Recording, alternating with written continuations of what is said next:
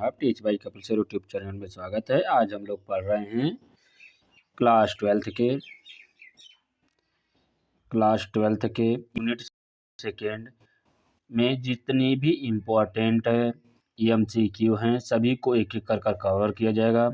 इसके पहले अगर आप लोग वीडियो नहीं देखे हैं तो इसमें सभी यूनिट सेकेंड को चैप्टर वाइज एक एक वीडियो में वन चैप्टर वन वीडियो में अपलोड किया जा चुका है, उसको जाकर देख लेंगे। उसके बाद उस चैप्टर से बने जितने भी इम्पोर्टेंट एमसीक्यू हैं जो नीट एग्ज़ाम के लिए, नीट एग्ज़ाम के साथ साथ जो सीयूटी का एग्ज़ाम है उसके लिए बहुत ही हेल्पफुल रहेगा।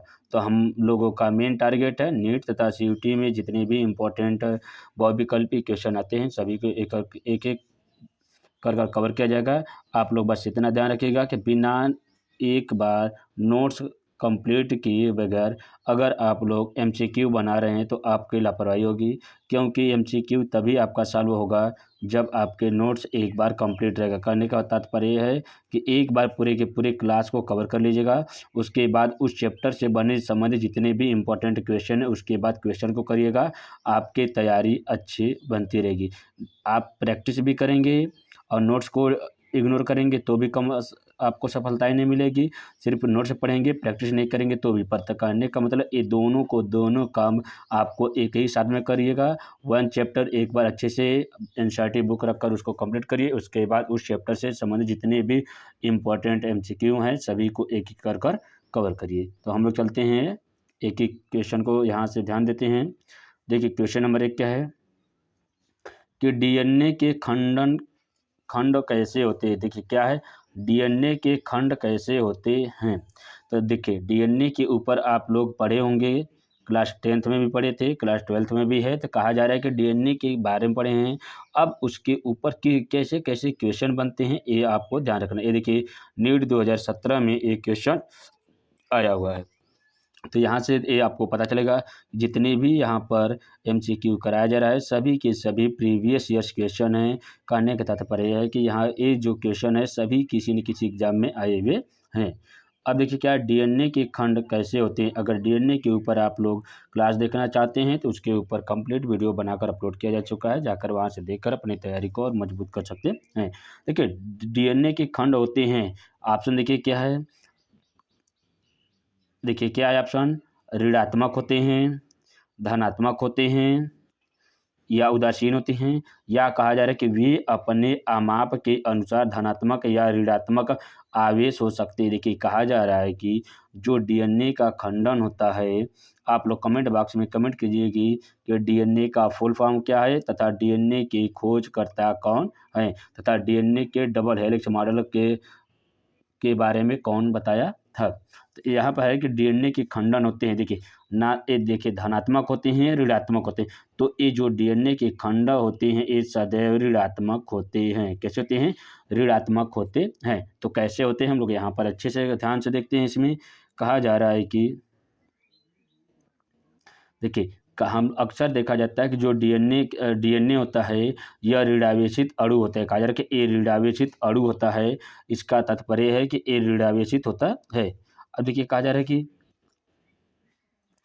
इसके कारण इसमें कहा जाता है न्यूक्लियोटाइड्स में, कहा जाता है इसके जो न्यूक्लियोटाइड्स होते हैं, इसके जो न्यूक्लियोटाइड्स होते हैं ये फास्फेट समूह के, कौन से फास्फेट समूह का फुल फॉर्म, फास्फेट का क्या हो जाता है सूत्र, देखिए PO4 क्या जाता है माइनस में 2 आयन होते हैं। ये कैसे होते हैं, ऋणात्मक होते हैं। तो कहा जा रहा है कि जो डीएनए के अणु होते हैं ये न्यूक्लियोटाइड्स के बने होते हैं। ये जो न्यूक्लियोटाइड्स होते हैं ये फास्फेट समूह का होता है। ये फास्फेट समूह होने के कारण ये ऋणावेशित होता है, तो इसीलिए कहा जाता है कि जो डीएनए का खंडन होता है ये सदैव ऋणावेशित होता है।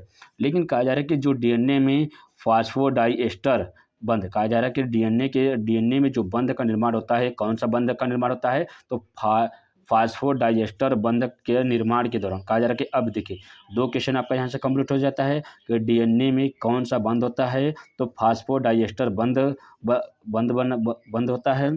तो कहा जा रहा है कि फास्फोडाइस्टर बंध के निर्माण के दौरान न्यूक्लियोटाइड्स केवल एक ऋण आवेशित ग्रहण करते हैं। कहा जा रहा है कि जो न्यूक्लियोटाइड्स होते हैं फास्फोडाइस्टर बंध के समय सिर्फ एक ही न्यूक्लियोटाइड्स ग्रहण करते हैं। जब एक न्यूक्लियोटाइड्स ग्रहण करते हैं तथा दूसरा ऋण आवेशित एस्टर बंध निर्माण में प्रयुक्त हो जाता है। कहा जा रहा है कि दूसरा ऋण आवेशित जो होता है इसमें का एक फास्फेट समूह का जो ऋण आवेशित भाग होता है ये न्यूक्लियोटाइड्स में एक ही बार ग्रहण होता है। जो दूसरा ऋणावेश होता है यह सदैव एस्टर बंध में प्रयुक्त होता है। तो यहाँ से 2 क्वेश्चन आपका कंप्लीट होता है। तो डीएनए में कौन सा बंध होता है? तो फास्फोडाइस्टर बंध होता है। डीएनए कैसा खंड होता है? तो ए न्यूक्लियोटाइड्स में के बना होता है। न्यूक्लियोटाइड्स में कौन सा होता है? ए फास्फेट समूह का होता है। फास्फेट समूह कैसे होते हैं? ये ऋणावेशित होते हैं। तो इसका सूत्र क्या आ जाता है? PO4। इसके बाद क्या जाता है?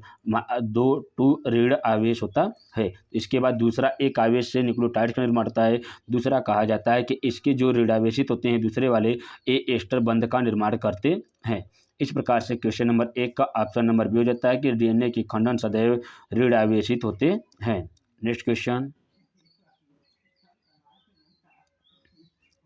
देखिए, कहा जा रहा है क्वेश्चन नंबर 2, यदि पति एवं पत्नी का जेनेटाइप कहा जाता है कि जीनोटाइप कहा जाता है पति व पत्नी का जीनोटाइप AB और A0 है। तो कहा जा रहा है कि किसी जीनोटाइप जो होता है A और B है। दूसरे में कहा जा रहा है कि एक का A है दूसरे का कोई भी जीनोटाइप नहीं है।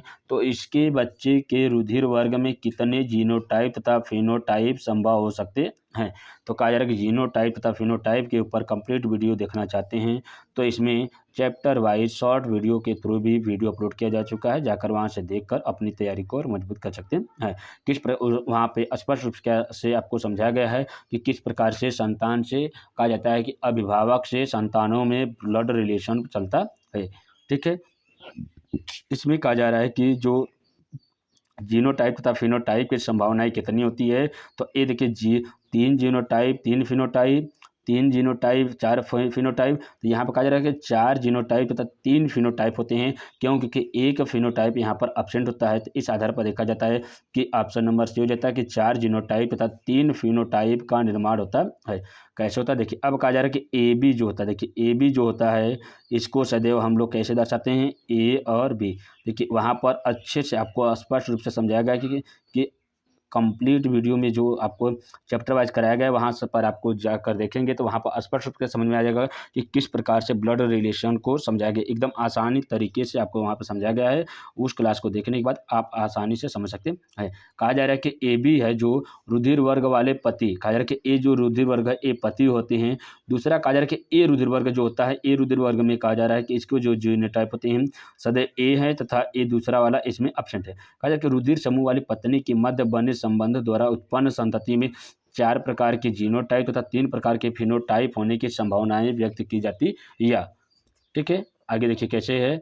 यहाँ पर अगर उस चार्ट को बनाकर देखा जाएगा थोड़ा सा ले लीजिएगा। खैर यहाँ पर थोड़ा सा हम आपको समझाने की कोशिश कर रहे हैं। अगर आपको यहाँ पर अच्छे से समझ में आ जाएगा तो ठीक है, नहीं तो आप जाकर वहाँ से पुरानी वीडियो को जाकर देखेंगे तो वहाँ पर स्पष्ट रूप से समझाया गया है। देखिए पहला क्या होता है? जनक होते हैं। कौन होते हैं? जनक होते हैं। जनक में कौन होते हैं? पिता होते हैं। दूसरा माता होती है। क्या होती हैं? पिता तथा माता। ठीक है, अब देखिए कहा जा रहा है कि जो जनक होते हैं जनक में पहला क्या होते हैं हम लोग देखते हैं एक लक्षण प्रारूप होता है एक जीन प्रारूप होता है। पहला क्या होता है? लक्षण प्रारूप हो गया। लक्षण प्रारूप हो गया तो लक्षण प्रारूप में आपको यहाँ पर बताया गया है कि लक्षण प्रारूप में क्या हो जाएगा? AB हो जाएगा। क्या है? पिता में AB है तथा माता में A है। ठीक है, दूसरा कहा जा रहा है कि जीन प्रारूप। क्या है? जीन प्रारूप। जीन प्रारूप क्या है? लक्षण प्रारूप क्या है? इन सभी के ऊपर क्लास देखना चाहते हैं तो कंप्लीट वीडियो अपलोड किया गया है, जाकर वहाँ से देख सकते हैं। अब देखिए इन्हीं सबका जो लक्षण प्रारूप होता है इसी के बारे में कहा जा रहा है कि जीन टाइप देखा जाता था A हो जाता है तथा A क्या हो जाता है? AB हो जाता है। अब यहाँ पर A क्या है? A है और दूसरे में कहा जा रहा है कि A नहीं है। कहने का मतलब वो शून्य है। ठीक है, इस प्रकार से ये जीनोटाइप होते हैं। कहा था लक्षण प्रारूप अलग होते हैं तथा जीनोटाइप अलग होते हैं। अब देखिए जीन प्रारूप हो गया, लक्षण प्रारूप हो गया। अब इसके बीच में कहा जा रहा है कि किस प्रकार से संकरण कराया जाएगा। अब संकरण कराने के बाद कितनी कितनी मात्रा में ये आपको दिखाई देते हैं, यहाँ से हम लोग स्पष्ट रूप से समझते। देखिए कहा जा रहा है कि अब देखिए युग्मक की बात किया जाता है तो पहला क्या है, ए आई, एक है ए, एक है बी। ए पिता के हो गई। दूसरा कहा जा रहा है कि ए हो गई और ए यहाँ पर कोई नहीं है और सन करने का मतलब ए जीरो है। अब इन दोनों के बीच में क्या किया जाएगा, संकरण कराया जाएगा। जैसे ही संकरण कराया जाएगा, संकरण में कराया जाता था इसके इसके अगर हम रेशियो की बात करते हैं, एक यहाँ पर हो जाएगा, एक ए है, ए यहाँ पर हो जाएगा, ठीक है। अब एक यहाँ पर हो जाएगा, अब एक आपको यहाँ पर हो जाएगा। इसके बारे में आप लोग क्लास टेंथ में भी पढ़े होंगे तथा ट्वेल्थ में भी पढ़े होंगे। अब देखिए कहा जा रहा है इसमें एक आई है, एक ए है। अब इसके साथ संकरण कराया जाता है तो ए से बनता है। अब ए देखिए ए हो गया और ए हो गया, एक हो गया। अब इसका कहा जा रहा है कि एक दूसरे से कहा जा रहा है जैसे इसके साथ का संकरण कराया जाता है तो एक बनता है। देखिए ठीक है, आगे देखिए क्या है कि आई ए, देखिए क्या है आई ए तथा आई जीरो, ठीक है। अब यहाँ से देखा जा रहा है तो आई ए आई जीरो बना है। अब फिर यहाँ से देखा जा रहा है तो ए बी बन रहा है तथा आई बी बन रहा है, ठीक है, यहाँ पे जीरो। तो इस प्रकार देखा जा रहा है एक लक्षण, दो लक्षण, तीन लक्षण, चार लक्षण। चार लक्षण जो होते हैं यह सदैव रुधिर वर्ग के, अब इसके द्वारा देखा जाता है तो देखिए क्या है, अगर देखिए यहाँ पर ए आ रहा है, यहाँ पर ए आ रहा है, यहाँ पर ए बी आ रहा है और यहाँ पर बी आ रहा है। तो अब देखिए क्या है ए, ठीक है, ए बी तथा बी। अब कितने लक्षण हो गए, एक दो तीन चार, कितने हो गए, चार। तो अब ये जो चार है ये जीन प्रारूप के बारे में बता रहा है, लेकिन लक्षण प्रारूप बात किया जाता है। देखिए ये दो बार आया है तो दोनों सेम है तो दोनों में से किसी एक को माना जाएगा। कितने हो जाएगा, एक ए हो जाएगा, फिर बी हो जाएगा, फिर ए बी हो जाएगा। तो अब यहाँ पर कितने आ गए, तीन प्रकार के आ गए। तो अब इसका निर्माण कहा जाता है, ये कितने हो जाएंगे, तीन हो जाएंगे। इस प्रकार से जीन प्रारूप तथा लक्षण प्रारूप के द्वारा माता पिता से संतति में स्थानांतरित होने वाले उनके लक्षण के बारे में हम लोग स्पष्ट रूप से समझ सकते हैं। यहाँ पर थोड़ा सा आप लोगों को लेंदी लगा होगा, लेकिन इस बी कम क्लास वाले वीडियो में एकदम स्पष्ट रूप से समझा कर उसमें बताया गया है। आप लोग उस क्लास को देख लेंगे तो हमें आशा है कि आप लोगों को अच्छे से समझ में आ जाएगा। नेक्स्ट क्वेश्चन क्या है, देखिए कहा जा रहा है कि डीएनए एक आनुवंशिक पदार्थ का, देखिए कहा जा रहा है कि डीएनए एक आनुवंशिक पदार्थ है, इसका अंतिम प्रमाण किसके प्रयोग से आया है। कहा जा रहा है कि डीएनए एक आनुवंशिक पदार्थ है, इसका अंतिम प्रमाण किसके प्रयोग से आया है, ठीक है, एक किसके प्रयोग से आया हुआ है। तो यहाँ पर देखा जाता है, अभी आप लोगों को बताया एक किसकी, कौन बताया था कि डीएनए एक आनुवंशिक पदार्थ है। तो इसका अगर प्रयोगशाला में कहा जाता है या अंतिम प्रयोग किसके कौन बताया था, तो इसके बारे में देखा जाता है। तो देखिए एल्फ्रेड हर्शेल, कौन है, हर्शेल तथा चेस। कहा जा रहा है कि हर्शेल का पूरा नाम क्या है, एल्फ्रेड हर्शेल तथा मार्था चेज ने इसके बारे में स्पष्ट रूप से पहले समझाए थे। कहा जा रहा है कि डीएनए एक आनुवंशिक पदार्थ है, इसका अंतिम प्रमाण किसके द्वारा प्रयोग में लाया गया था, तो हर्शे और चेस के द्वारा सबसे पहले प्रयोग में लाया गया था। अब इसके बारे में स्पष्ट रूप से हम लोग थोड़ा सा समझ सकते हैं एक्स्ट्रा फैट क्या है और इसके ऊपर कैसे कैसे क्वेश्चन बनते हैं, उसके बारे में हम लोग थोड़ा सा समझते हैं। देखिए क्या है, डीएनए एक आनुवंशिक पदार्थ है का अंतिम प्रायोगिक सत्यापन 1952, क्या है, 1952 में हर्शेल तथा चेस नामक वैज्ञानिक के द्वारा किया गया था।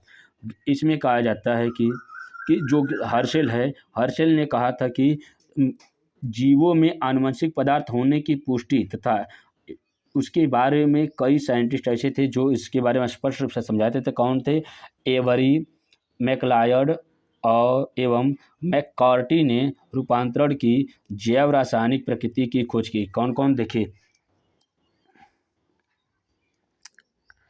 कौन कौन से है, इसको एक्स्ट्रा फैट में जानिए। देखिए एवरी, मैकलायड,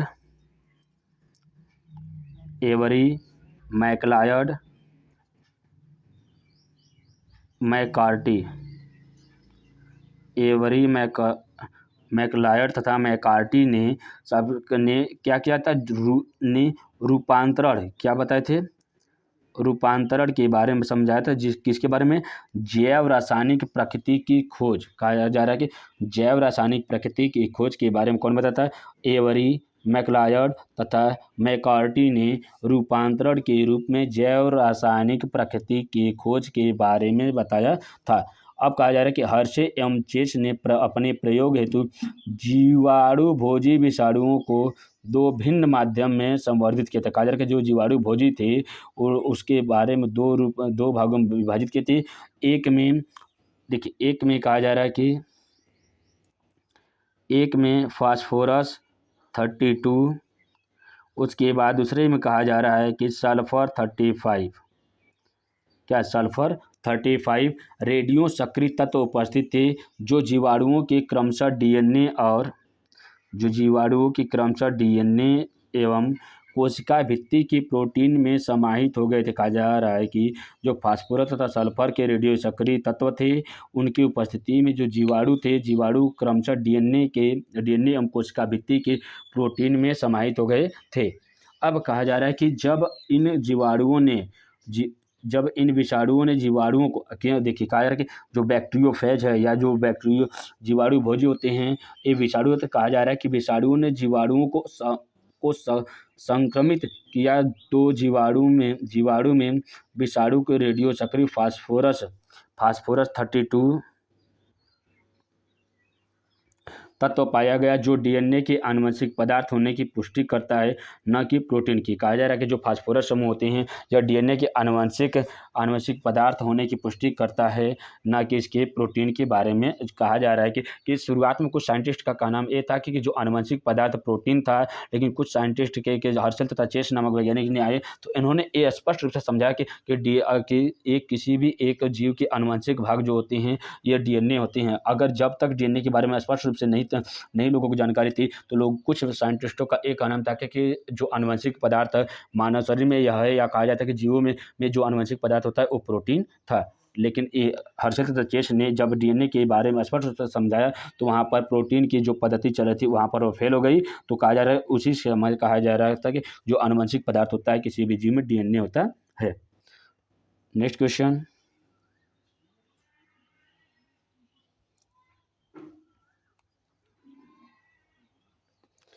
एक रोग। कहा जा रहा है कि एक रोग जो अलिंगसूत्र प्राथमिक अभियोजन के कारण होता है वह कौन होता है। कहा जा रहा है कि एक रोग जो अलिंगसूत्र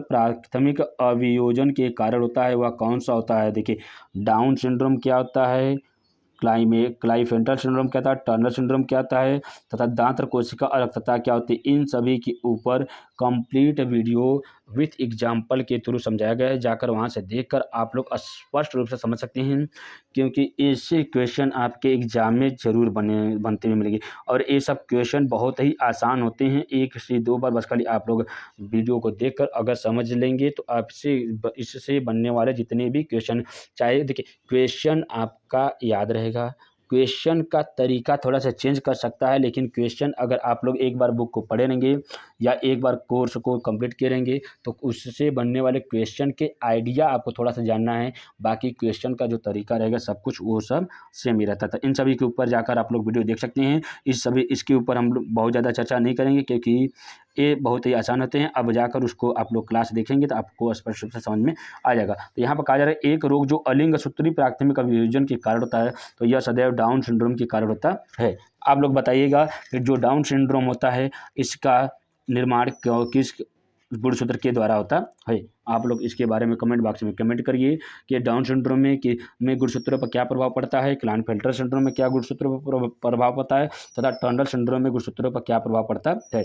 इन सभी को आप लोग कमेंट बॉक्स में कमेंट कीजिए। देखिए, आप लोग जब रिकॉर्डेड वीडियो आपको मिलता है तो उस समय क्लास को देखते समय जितने भी आपको कमेंट करने के लिए कहा जाता है तो उस समय कमेंट करेंगे तो आपको जो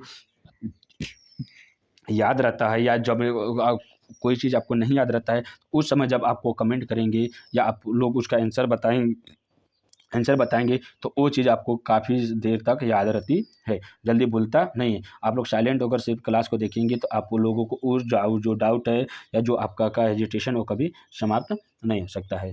नेक्स्ट क्वेश्चन की ओर हम लोग चलते हैं। क्वेश्चन नंबर 5, परीक्षार्थी प्रसंस्करण में जिसमें F2 कहा जा रहा है कि F1 द्विसंकर मक्खियाँ शामिल थी, पुनर्योजन प्रकार की संततियों की तुलना में जनक प्रकार की संततियाँ अधिक उत्पन्न हुई। इसमें संकेत मिलते हैं कि कहा जा रहा है कि इसमें संकेत मिलते हैं कि कौन सा संकेत मिलते हैं, तो कहा जा रहा है कि दो जीन, कहा जा रहा है कि दो जीन संलग्न हैं और एक ही गुणसूत्र पर विद्यमान होते हैं। ये सदैव F2 पीढ़ी F1 पीढ़ी पर मक्खियों में बताया गया था। अब मक्खियों पर तथा ड्रोसोफिला के ऊपर अच्छे से समझाया गया कर वीडियो अपलोड किया गया है कि उसमें किस प्रकार से संतति का निर्माण होता है।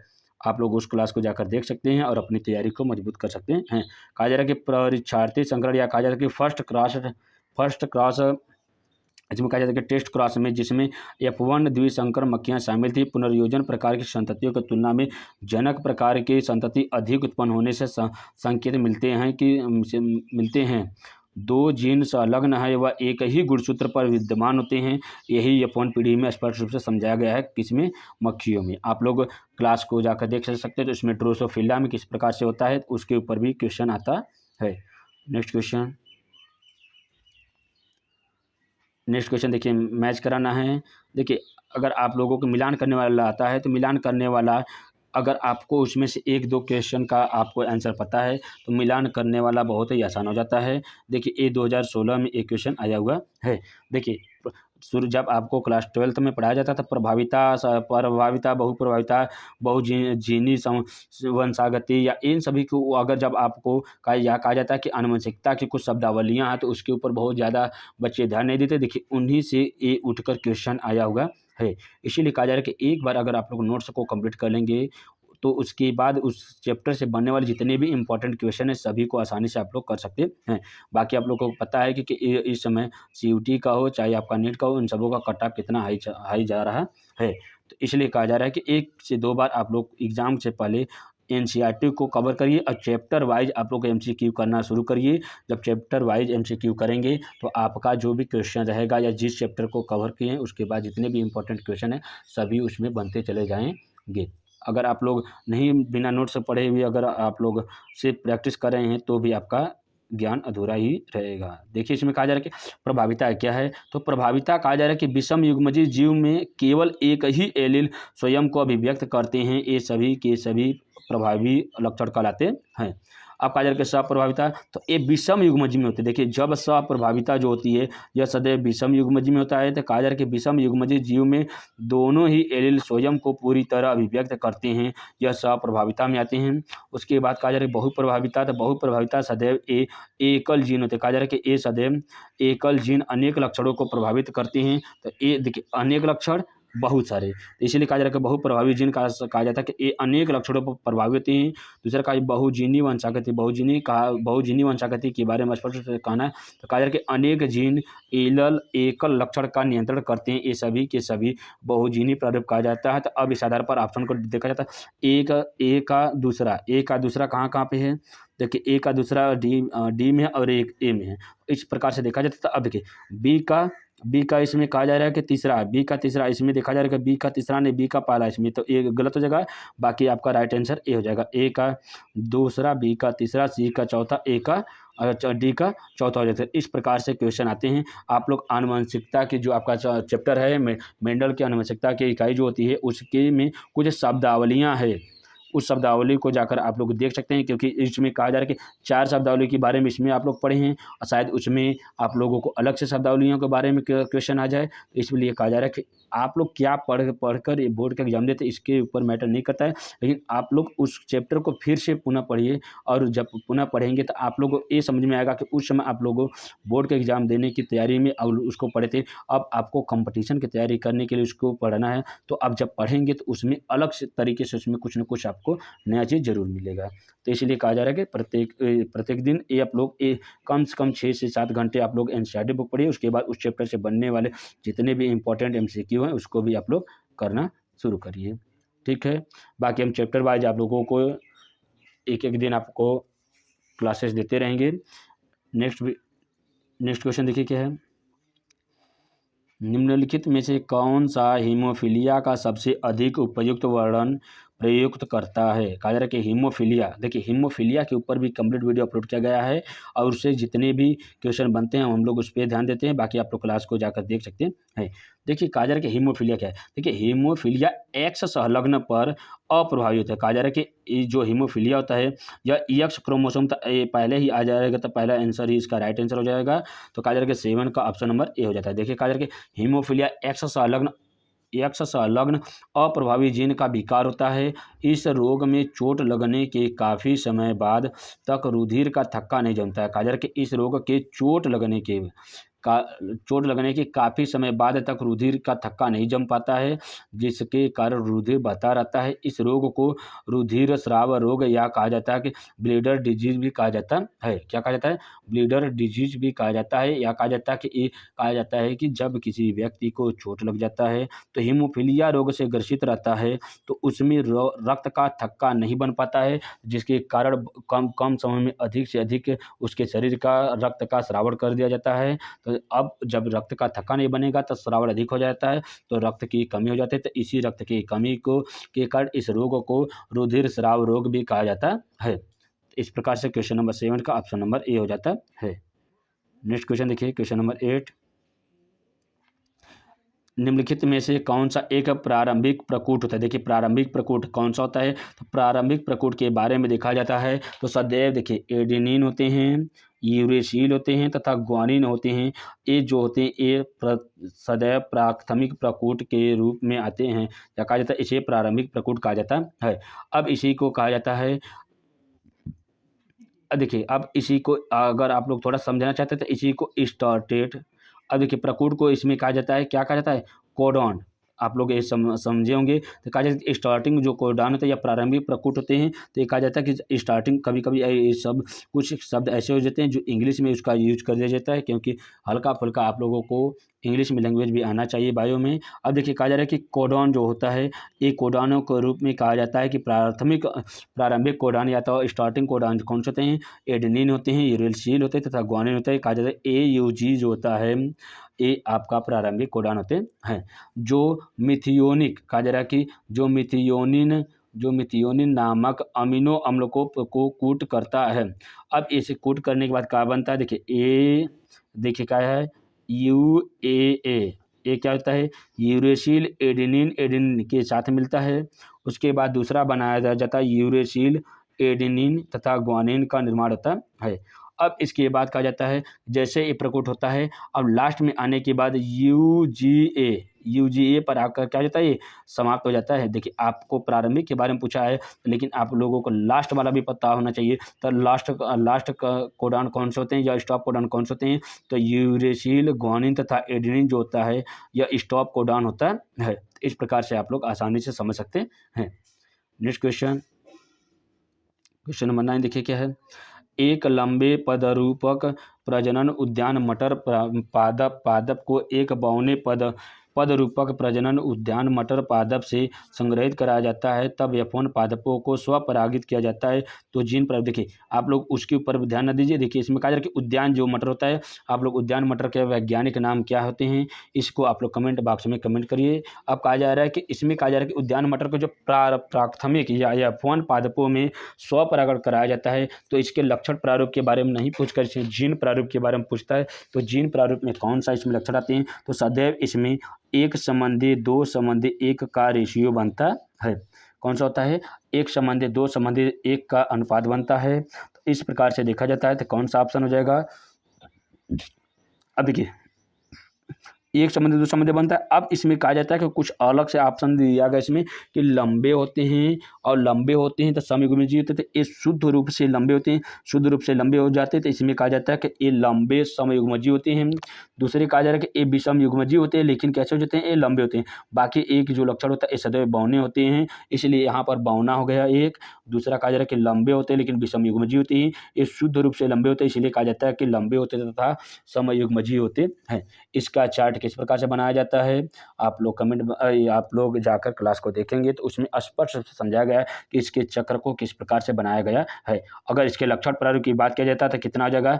तीन संबंधी एक का लक्षण प्रारूप होता है। अगर इस बार जीन प्रारूप के बारे में आगे आया है तो अगली बार आपको यहाँ से लक्षण प्रारूप से भी क्वेश्चन बन सकते हैं। तो आप लोग दोनों को ध्यान रखना है, क्योंकि क्वेश्चन कहाँ से बनेगा उसको हम लोग आसानी से एक एक तरफ से देखते चलेंगे। इससे पता चल रहा है कि आप लोगों को क्वेश्चन कहाँ से और किस प्रकार से बन सकते हैं। नेक्स्ट क्वेश्चन, लैग प्रचालक की अभिव्यक्ति के लिए निम्नलिखित में से कौन सा एक प्रेरक के रूप में कार्य करने के लिए आवश्यक होगा। अब किस प्रकार से आवश्यक होता है, तो लैग प्रचालक के लिए लैग प्रचालक की अभिव्यक्ति के लिए लैग कहा जाता है कि लैक्टोज एक प्रेरक के रूप में कार्य करने के लिए आवश्यक होता है। कहा जा रहा है कि लैग प्रचालक के लिए लैक्टोज होता है। देखिए ग्लूकोज, लैक्टोज, फ्रक्टोज, या कहा जाता है कि कार्बोहाइड्रेट के ऊपर आप लोग कंप्लीट वीडियो नहीं देखे हैं तो जाकर जैव रसायन के अणुओं के बारे में स्पष्ट रूप से हम एक एक पार्ट वाइज आपको प्रोटीन, कार्बोहाइड्रेट, प्रोटीन, एंजाइम, इन सभी के ऊपर वीडियो अपलोड किए गए हैं। जाकर वहां से देख कर अपनी तैयारी को मजबूत कर सकते हैं। तो वहाँ पर स्पष्ट रूप से समझाया गया है कि लैक्टोज क्या होता है, फ्रक्टोज क्या होता है, ग्लूकोज क्या होता है या गैलेक्टोज क्या होते हैं।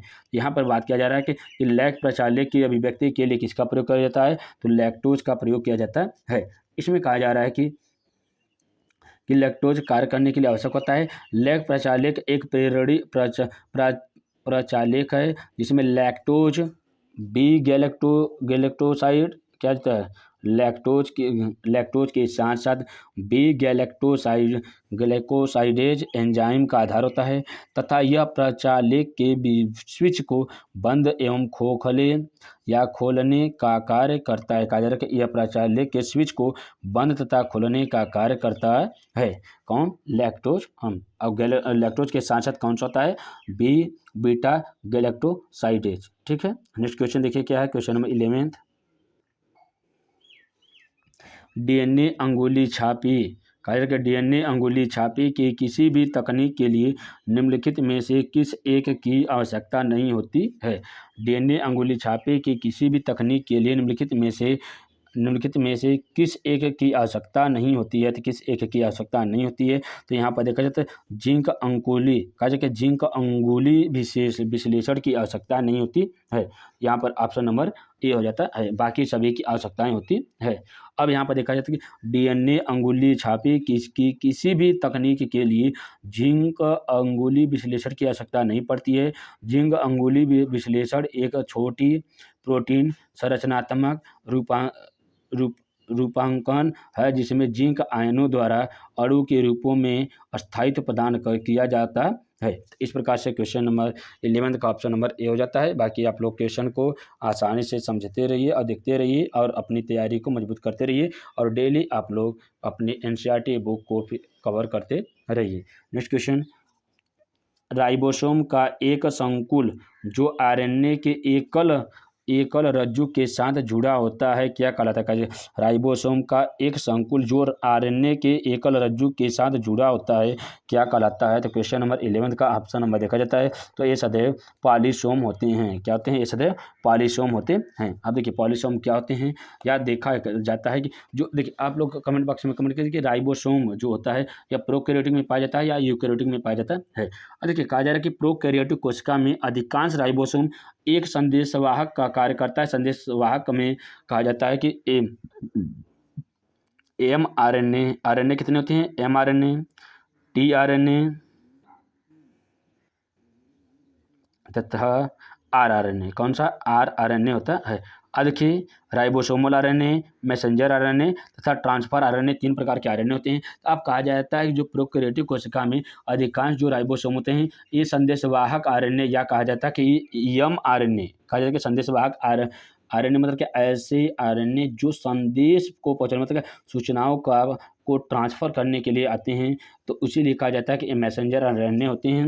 मैसेंजर आरएनए बोला जाएगा तो एमआरएनए होते हैं। ये जुड़कर एक श्रृंखला का निर्माण करते हैं। यह श्रृंखला पॉलीराइबोसोम या पॉलीसोम कहलाते हैं। कौन से होते हैं, ये देखिए इसमें क्या जाता है पॉलीसोम या तो कहा जाता है, इसी को पॉलीराइबोसोम कहलाते हैं। तो इसमें पॉलीराइबोसोम ना होकर क्या है, इसमें पॉलीसोम होते हैं। तो इस प्रकार से अगर क्वेश्चन नंबर 12 को देखा जाता है तो ऑप्शन नंबर डी हो जाता है। देखिए पॉलीसोम होते हैं। तो सर इसमें क्या है, राइबोसोम एक संकुल है जो आरएनए के एक रज्जु के साथ जुड़ा रहता है, तो यह सदैव पॉलीसोम कहलाता है। या कहा जाता है कि ये सिंगल आरएनए जो होता है एक रज्जु में होते हैं, तो इसी को राइबोसोम में पॉलीसोम कहलाता है।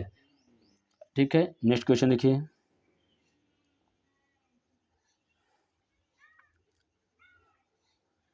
क्वेश्चन नंबर 30 देखिए क्या है, निम्नलिखित संरचनाओं में कौन सी संरचना पक्षी की पंख के समजात है। देखिए पक्षी के समजात कौन कौन से होती हैं, तो इसमें देखा जाता है, देखिए व्हेल का पंख कहा जाता है। देखिए पक्षी के, देखिए अक्सर पक्षियों के पंख के समजात कहा जाता है कि कुछ ऐसे लक्षण थे जिसमें कहा जाता है कि कुछ ऐसे वैज्ञानिक थे जिनका कहना था कि जो पक्षी होते हैं उसी के समान कुछ ऐसे समजात अंग थे, जिसमें कहा जाता है कि व्हेल का जो पंख था वो पक्षी की पंख के समान समजात था। इसी के बारे में स्पष्ट रूप से इसमें समझा गया है। तो कहा जा रहा है कि व्हेल की पंख व पक्षी की पंख समजात अंग है। कुछ अंग मूल रचना एवं उद्भव के समान होते हैं, किंतु भिन्न भिन्न कार्य के लिए अनुकूल होते हैं, होने के कारण असमान दिखाई देते हैं। इनका भ्रूणी विकास भ्रूण के समान भागों में होता है। ऐसे अंगों को समजात अंग कहा जाता है। कहा जा रहा है कि ऐसे भ्रूण जिनका निर्माण विकास भ्रूण के समान, कहा जा रहा है कि प्रारंभिक भ्रूण तथा उसके बाद विकसित भ्रूण के समान होते हैं, इसी अंग को समजात अंग कहते हैं। तो इस प्रकार से क्वेश्चन नंबर 30 का ऑप्शन नंबर सी हो जाता है। व्हेल के जो पंख होते हैं ये पक्षी की पंख के समजात अंग होते हैं। नेक्स्ट क्वेश्चन नंबर 40 देखिए क्या है,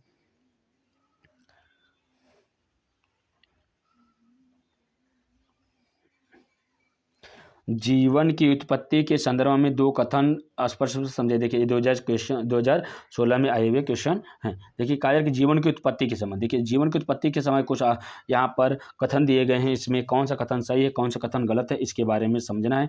देखिए कहा जा रहा है कि पृथ्वी पर प्रकट होने वाले आरंभिकतम जीव हरे नहीं थे और संभवतः अवायवी थे। देखिए कहा जा रहा है कि जब कहा जा रहा है कि सृष्टि की रचना, कहा जा रहा है कि पृथ्वी पर प्रकट होने वाले आरंभिक जीव थे, ये हरे न होकर वो अवायवी थे। वायवी अवायवी क्या होते हैं, इसके ऊपर कंप्लीट वीडियो अपलोड किया गया है, जाकर वहाँ से देख सकते हैं।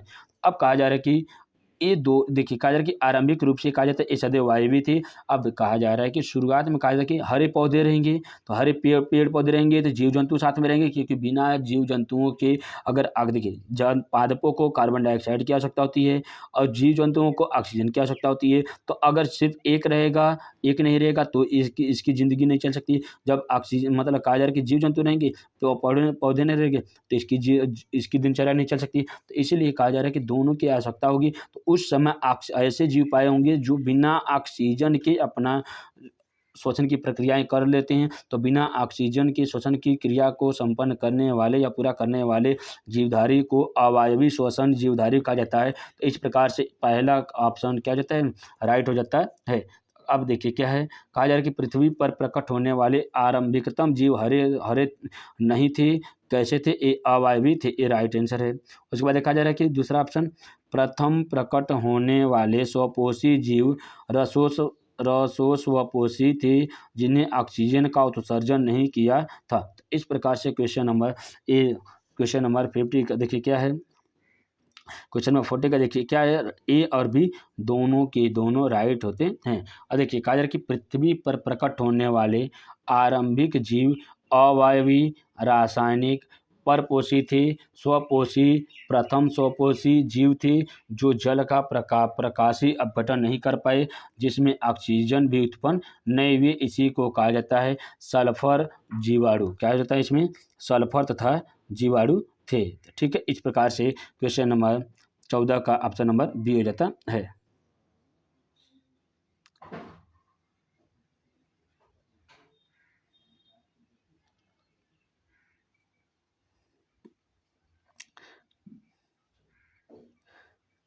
देखिए नेक्स्ट क्वेश्चन क्या है, निम्न में से स्वतंत्र अभिवहन के नियम का पालन नहीं करते। देखिए स्वतंत्र अभिवन का देखिए प्रथम नियम प्रभाविता का नियम, स्वतंत्र अभिवन का नियम, तथा उसके बाद कहा जाता है कि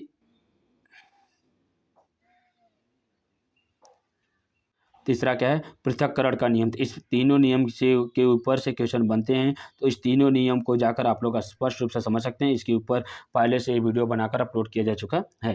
कहा जाए कि स्वतंत्र अभिवन के नियम का पालन नहीं करता, कौन ऐसा इसमें गुण है जो स्वतंत्र अभिवन के नियम का पालन नहीं करता है, तो इसके ऊपर हम लोग अच्छे से ध्यान देते हैं। तो कहा जा रहा है इसमें देखिए कि कौन ऐसा है लक्षण जो स्वतंत्र अभिवन का नाम के ऊपर पालन नहीं करता है। देखिए क्या, असमजात गुणसूत्रों पर जीन और संलग्न की अनुपस्थिति होती है। देखिए यही आपका क्या जाता है, गलत आंसर हो जाता है। जो गलत आंसर है वही इसका राइट आंसर होता है।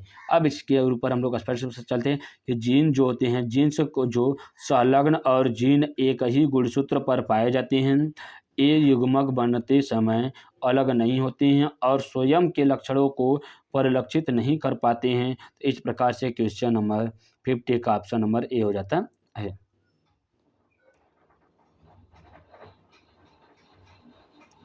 निम्नलिखित में से कौन सा आरएनए पर लागू नहीं होता है। आरएनए पर लागू नहीं होता है तो इसमें देखा जाता है, तो आरएनए पर कौन सा लागू नहीं होता है, तो ये सदैव चारगाप का नियम था। किसका नियम था, चारगाप का नियम है। चारगाप के ने ये बताया था कि चारगाप का नियम आरएनए पर लागू नहीं होता। कहा जा रहा है कि जो चारगाप का नियम था वो आरएनए पर लागू नहीं था। तो आखिरकार जो चारगाप का नियम था किसके ऊपर लागू था। देखिए क्या है, चारगाप नियम डीएनए की संरचना से संबंधित है। किसके संबंधित है, जो चारगाप का नियम था किससे संबंधित है, तो ये सदैव डीएनए की संरचना से संबंधित था।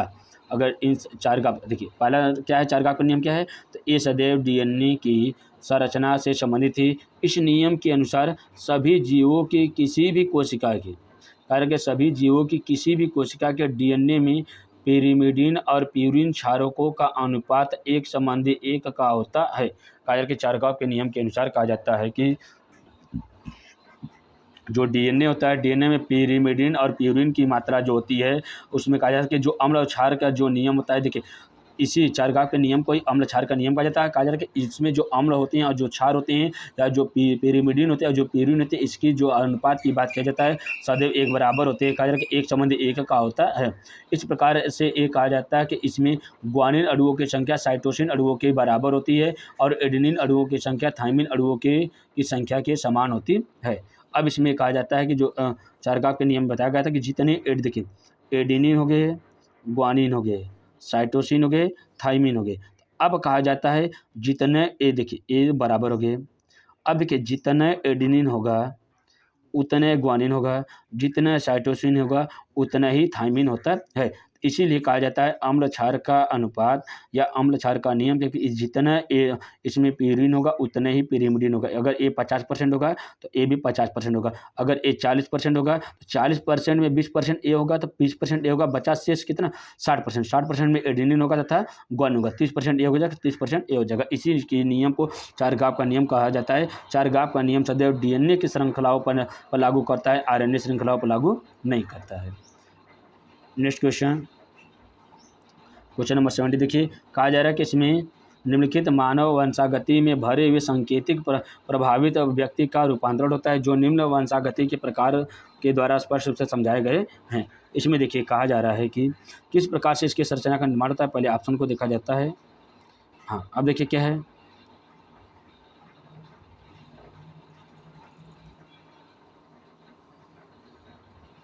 देखिए कहा जा रहा है कि 70 का ऑप्शन नंबर कहा जा रहा है कि जो अलिंग सूत्रीय अप्रभावी होते हैं। देखिए इसमें कहा जा रहा है कि अलिंग सूत्रीय हो लेकिन अप्रभावी हो।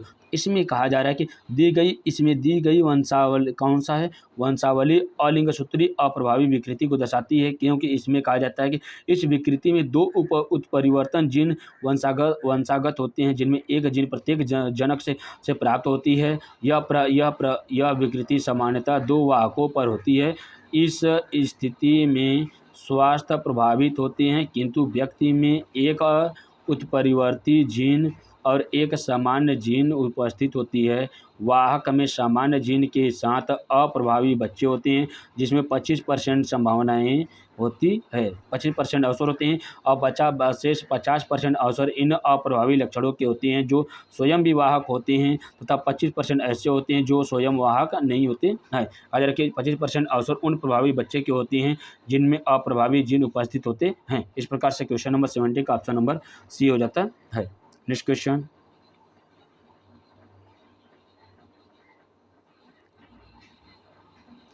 एक वर्णांध व्यक्ति सामान्य दृष्टि वाली एक ऐसी महिला से विवाह करता है जिसके परिवार का कोई भी सदस्य वर्णांध नहीं होता है। कहा जा रहा है कि एक वर्णांध व्यक्ति सामान्य दृष्टि वाली एक ऐसी महिला से विवाह करता है जिसके परिवार का कोई भी सदस्य वर्णांध नहीं है, तो इस दंपत्ति के पोते के वर्णांध होने की संभावनाएं कितनी होती है।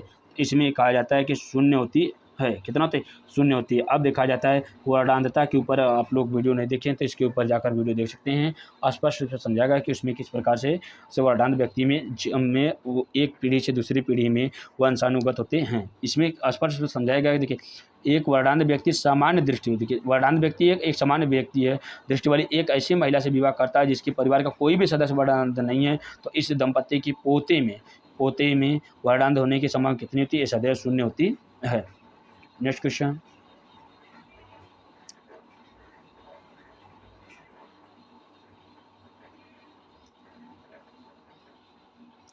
देखिए मटर के गोल बीज सिकुड़े बीजों पर प्रभावी है। कहा जा रहा है कि मटर के गोल बीज सिकुड़े बीजों पर प्रभावी है। एक मटर का पादप हेटेरोजाइम गोल बीजों वाली स्वयं निषेचन द्वारा 1600 बीज बने क्रॉस के पश्चात समय पर अंकुरित होने की कितने लक्षण प्रारूप होते हैं। तो कहा जा रहा है कि 1600 बीज प्राप्त करने के लिए कितने लक्षण प्रारूप होते हैं। तो इसमें देखा जाता है कि इसमें देखिए लक्षण प्रारूप की बात किया जाता है, तो इसमें देखिए सिंपल समझना है कि मटर के जो गोल बीज होते हैं ये जब प्रभावी सिकुड़ते हुए तो ये अप्रभावी, देखिए सिकुड़ते हुए तो ये अप्रभावी होते हैं। मटर का पादप हेटेरोजॉइक्स होते हैं। इसे स्वपरागित होने के लक्षण की बात किया जाता है तो सदैव 3 संबंधी 1 का होता है, क्योंकि आप लोगों को पहला नियम के द्वारा बताया गया है कि इसमें जो लक्षण प्रारूप होता है 3 संबंधी 1 का होता है। तो इसमें कहा जा रहा है कि 3 जो होते हैं एक गोल होते हैं तथा एक ऐसा हो जाता है जो सूखे हुए होते हैं या जो कहा जाता है झुर्रीदार होते हैं। इसलिए कहा जाता है कि 1600 जो बीज होते हैं, देखिए 1600 बीज हो गए हैं। 1600 जो बीज तो बने हैं जिसमें अंकुरण की संभावनाएं जितनी होती है। देखिए अब इसकी बात किया जाता है तो 3 हिस्से में, देखिए 4 संबंध में बांटा जाता है। देखिए इसको अगर 4 भागों में बांटा जाता है तो 4-400 होता है। अब इसमें कहा जाता है कि 3 भाग ऐसे हैं जो गोल होते हैं, तो इसके 3 भाग की बात किया जाता है तो 4×3 12। देखिए कितना हो जाएंगे?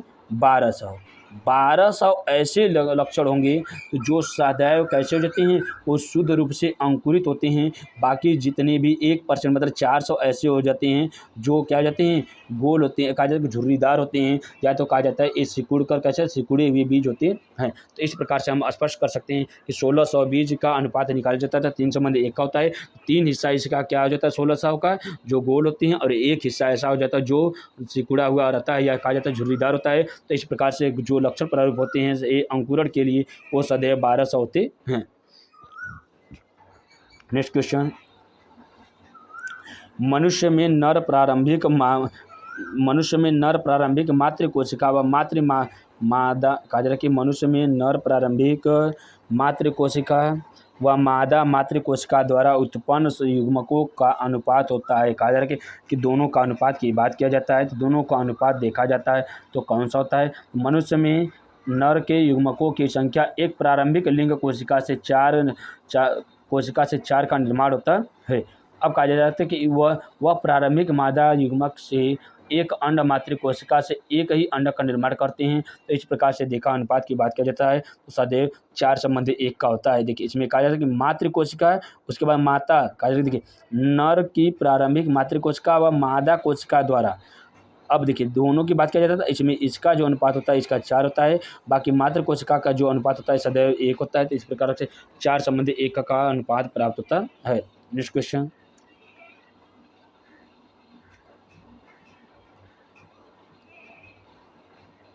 मनुष्य की त्वचा का रंग का उदाहरण है। कहा जा रहा है कि मनुष्य की त्वचा का रंग किसके द्वारा किसके द्वारा होता है, या कहा जाता है कि मनुष्य की त्वचा का रंग किसका उदाहरण है। तो इस प्रकार से देखा जाता है। तो ऑप्शन नंबर इसमें देखा जाता है कि पॉलीजेनिक जो आनुवंशिक पदार्थ होता है, कहा जाता है कि इसमें पॉलीजेनिक वंशानुगत होता है। कौन सा होता है?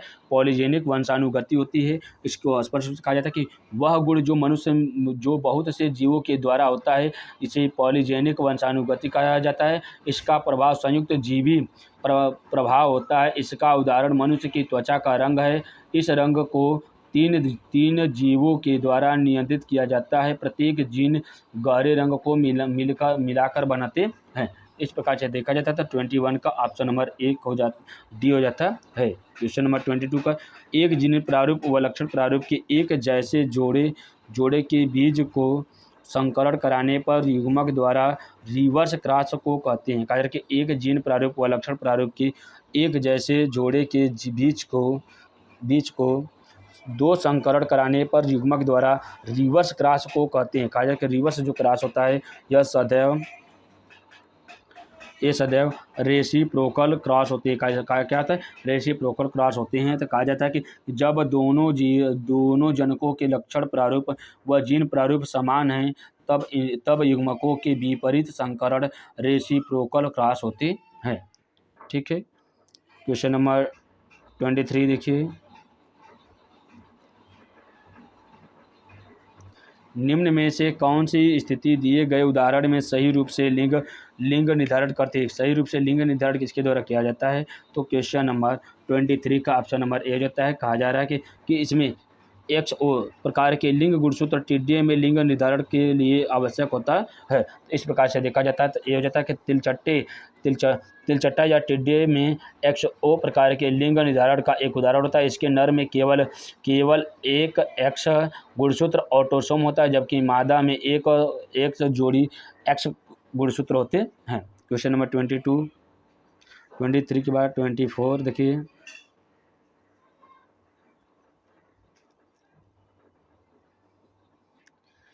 एक ही गुणसूत्र पर उपस्थित दो जीन के मध्य जीन विनिमय की संभावनाएं होती है। कहा जा रहा है कि एक ही गुणसूत्र पर स्थित दो जीन्स के मध्य जीन विनिमय की संभावनाएं होती है। तो जीन विनिमय की संभावनाएं कितनी होती है? तो ये सदैव बढ़ जाती है यदि वे गुणसूत्र एक दूसरे के नज़दीक स्थित होते हैं। तो कहा जा रहा है कि जीन विनिमय की घटना क्या होती है? तो इसमें कहा जाता है कि जो एक दूसरे के नज़दीक आते हैं तो उसमें जो जीन विनिमय की संभावना होती है ये क्रमशः बढ़ जाती है। इस प्रकार से क्वेश्चन नंबर 24 का ऑप्शन नंबर बी हो जाता है। कहा जा रहा है कि एक ही गुणसूत्र पर स्थित दो जीनों के मध्य जीन विनिमय की संभावनाएं बढ़ जाती है यदि वे गुणसूत्र एक दूसरे के नज़दीक स्थित होते हैं तब। क्वेश्चन नंबर 25 निम्न में से कौन सा आनुवंशिक रोग नहीं है? आनुवंशिक रोग कौन सा नहीं है? तो इसमें देखा जाता है। तो ऑप्शन नंबर ए हो जाता है कि जो क्रेटिनिज्म जो होता है यह आनुवंशिक रोग नहीं होता। बाकी तीनों के तीनों आपके आनुवंशिक रोग होते हैं। अगर आनुवंशिक रोग के बारे में अध्ययन करना है तो इसके ऊपर कंप्लीट वीडियो अपलोड किया गया, जाकर वहाँ से देख सकते हैं। तो इस प्रकार से आज आप लोगों का 25 क्वेश्चन कंप्लीट होते हैं। तो ऐसे ही वीडियो देखने के लिए डेली